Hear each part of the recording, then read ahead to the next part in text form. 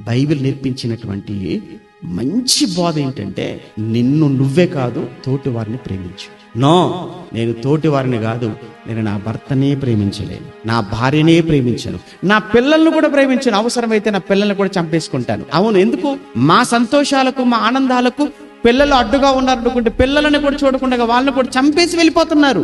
లేవా? మీరు వినటం లేదా? మీరు చూడటం లేదా? నేను కొత్తగా చెప్తున్నానా? ఇలాంటి సంఘటనలు మన సమాజంలో నిత్యము జరుగుతూ ఉన్నట్టు చూస్తుంటే ఎక్కడికి వెళ్ళిపోతున్నాం మనం? అసలే ప్రపంచంలో భారతదేశానికి ఏమన్నా గొప్ప పేరు. భారతదేశంలో ఉన్న సంస్కృతి చాలా గొప్పదండి, సాంప్రదాయాలు చాలా గొప్పవండి.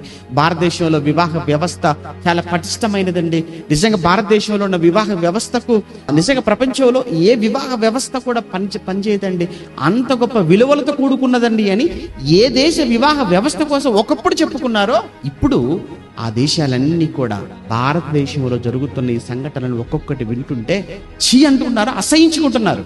ఎందుకు ఇలా మారిపోయింది? ఇందులో క్రైస్తవ కుటుంబాలు కూడా ఉన్నాయా?